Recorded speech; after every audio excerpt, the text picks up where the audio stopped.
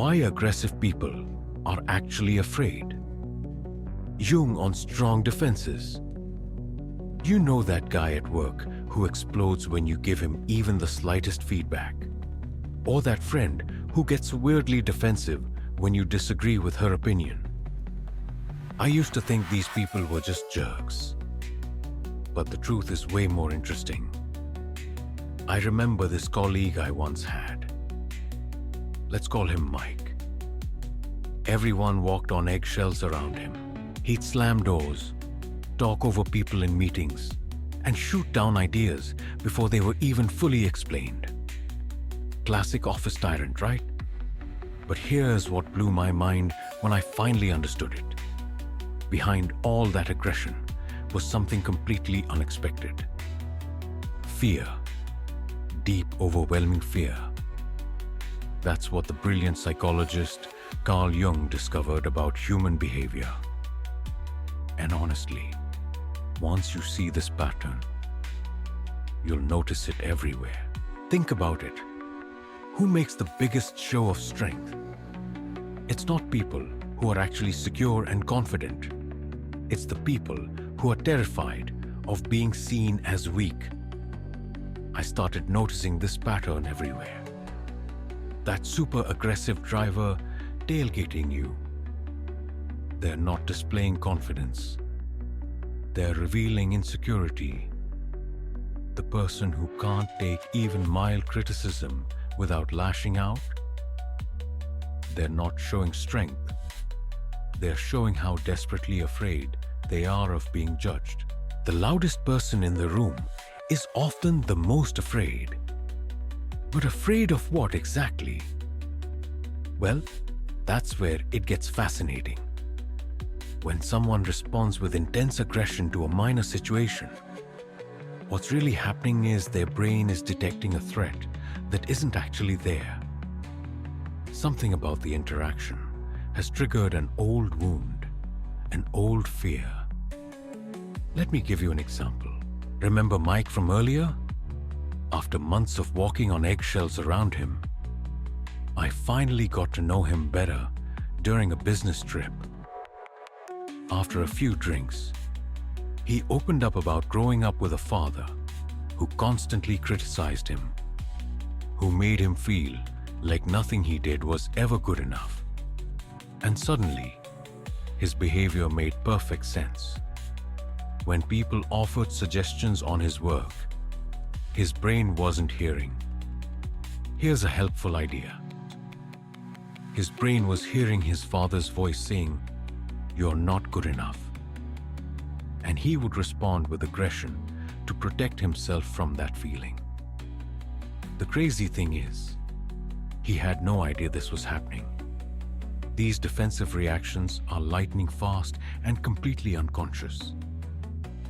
The person lashing out genuinely believes their response is about the current situation, not about their past wounds. You might be thinking, that's all very interesting, but what does it have to do with me? Well, I'll tell you something that changed my life. We all do this, every single one of us. The only question is how intensely and how often. Have you ever responded to criticism with more emotion than the situation deserved? Or found yourself getting unusually angry when someone questions your decisions? That's your defense mechanism kicking in. We all have these protective instincts. They're just more visible in some people than others. The thing that really fascinates me is how our minds transform fear into anger. It happens in milliseconds, completely outside our awareness.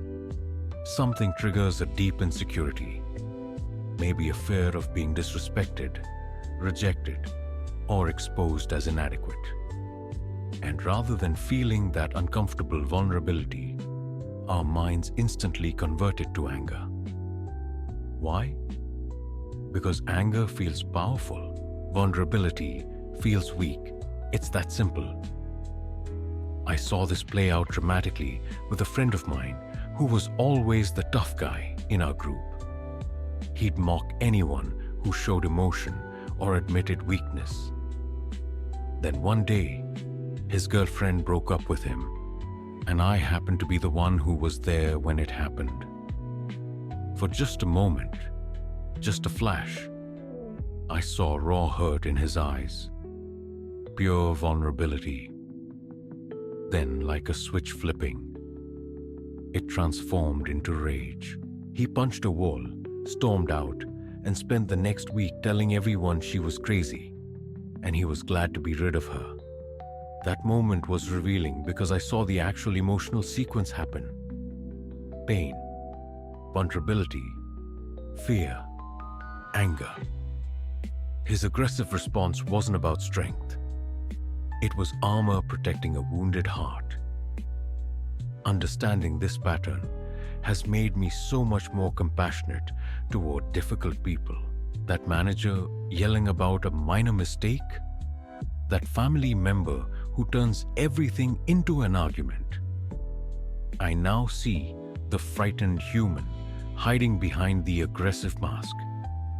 But let's talk about how this shows up in everyday life. Because once you understand this pattern, you'll see it everywhere. Think about the person who can't admit when they're wrong. Like, ever. They'll twist themselves into logical pretzels, change the subject, attack your credibility.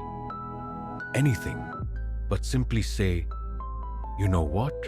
You're right. I made a mistake." What's that about? It's fear.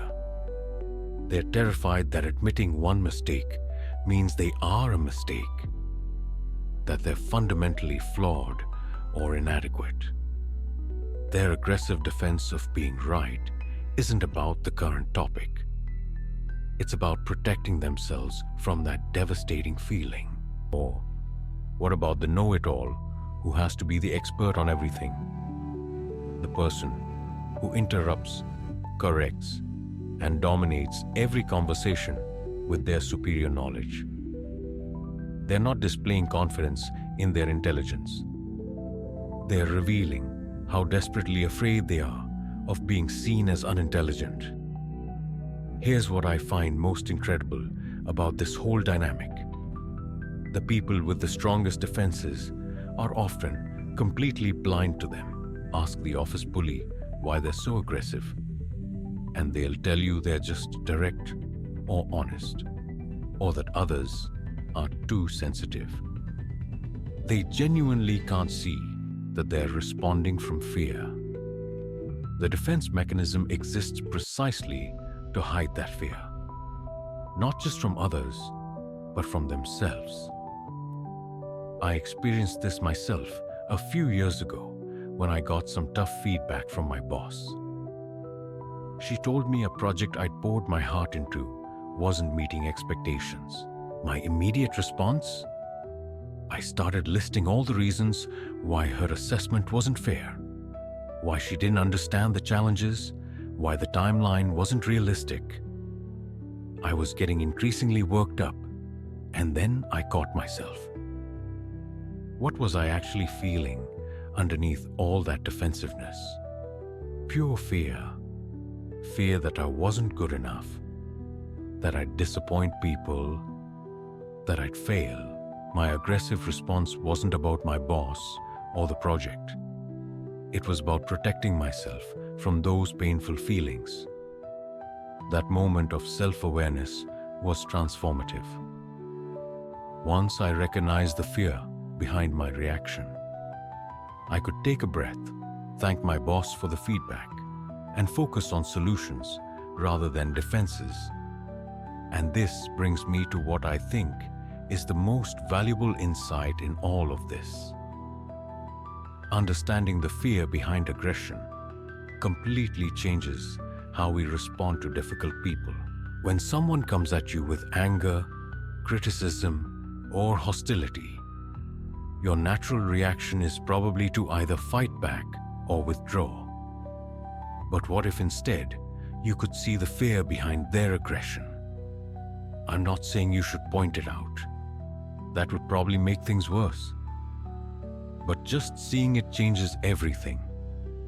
Instead of taking their aggression personally, you can recognize it as their unconscious protection strategy. I tried this approach with Mike, my difficult colleague.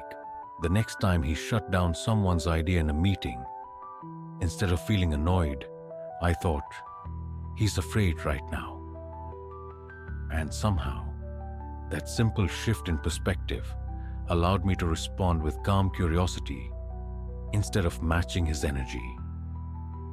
I'm interested in understanding your concerns better, Mike. What specific part doesn't work for you? It was like magic. When his aggression wasn't met with either counter-aggression or fearful submission, he didn't know what to do with it. There was an awkward pause, and then, remarkably, he actually explained his real concerns in a much more reasonable tone. Over time, as I continued responding this way, our working relationship completely transformed. I wasn't reacting to his fear with my own fear anymore. Now, I want to be clear about something. Understanding the fear behind someone's aggression doesn't mean excusing harmful behavior. Some people's defensive patterns are truly toxic, and you need to protect yourself, set boundaries, or even remove yourself from the relationship. But even then, seeing the frightened human behind the aggressive facade helps you take their behavior less personally. Their reaction is rarely about you. It's about their own internal struggles. The real power in understanding this pattern, though, is recognizing it in yourself. We all have these defensive reactions. They're part of being human. The difference is whether we're conscious of them or not. Next time you feel yourself getting unusually angry, defensive, or critical, try asking yourself, what am I afraid of right now? Just that simple question can create enough space to choose a different response. Maybe you're afraid of being disrespected. Maybe you're afraid of losing control. Maybe you're afraid of being exposed as not good enough. Whatever it is, just naming the fear to yourself immediately reduces its unconscious power over you. I've been practicing this for years now, and while I'm certainly not perfect, I catch myself much more quickly when I'm reacting from fear rather than responding from wisdom. What strikes me most about Jung's insight is how universal it is. From playground bullies to difficult bosses to international conflicts, behind aggressive behavior, you'll almost always find fear. The person who feels truly secure and worthy doesn't need to dominate, control, or diminish others. There's another fascinating aspect to this that I've observed. Have you noticed how some people seem to have an uncanny ability to trigger strong reactions in others? It's almost like they know exactly which buttons to push. Well, in a way, they do. Unconsciously. Jung talked about something called shadow projection. The idea that we tend to see in others what we can't accept in ourselves. So, the person who's most judgmental about others' insecurities is often the one most insecure themselves. They're projecting their own shadow, their own unacknowledged fears, onto others. I remember this one manager I had who was constantly accusing team members of being lazy. He'd micromanage everyone, check timestamps on emails, and make snide comments about people's work ethic. It was infuriating. Then one day, I overheard him talking to his wife on the phone. He was explaining why he hadn't finished some important household task she'd been asking him to do for weeks. His excuse? I just haven't had the energy. In that moment, I realized his obsession with others' laziness was actually his fear about his own lack of motivation or energy. He was projecting his shadow onto everyone around him. This happens in relationships all the time. Ever notice how the partner who's constantly accusing the other of cheating often turns out to be the cheater themselves? Or how the person obsessed with being disrespected often shows little respect for others? Classic shadow projection. The really tricky part about all of this is that our aggressive defenses feel completely justified in the moment. When we're in that defensive state, we're absolutely convinced that our reaction is appropriate and necessary. Our brain is literally in a different mode, what neuroscientists sometimes call amygdala hijack. The rational, reflective part of our brain temporarily takes a backseat to the more primitive, reactive part. That's why trying to reason with someone who's in a highly defensive state rarely works. Their brain isn't in reasoning mode. It's in protection mode. Anything you say gets filtered through that lens of perceived threat. I remember this heated argument I had with my sister years ago. It was about something totally trivial. I think it was about who was supposed to pick up our mom from the airport. But somehow, it escalated into this massive blow-up where we were bringing up grievances from literally decades ago. Looking back, it's so obvious that neither of us was actually angry about the airport situation. Something about that minor disagreement had triggered old wounds, old patterns between us, and we both went straight into defensive mode. From there, any chance of a productive conversation was basically doomed. What I've learned since then is that the best thing to do when you notice someone getting defensive is to reduce the perceived threat. That doesn't mean surrendering your point or letting harmful behavior slide. It means addressing the underlying fear that's driving the aggressive response. Sometimes that's as simple as explicitly reassuring them. I'm not attacking you. I really value your perspective here. I'm just trying to understand. Other times it means giving them a face-saving way to back down. We're all just trying to find the best solution here. Or it sounds like we actually agree on the big picture, just not on how to get there. And sometimes, honestly, the best thing is just to take a break from the conversation. Let's pause here and come back to this when we've both had a chance to think it through. When someone's in full defensive mode, continuing the conversation often just makes things worse. The most powerful approach I've found, though, is genuine curiosity.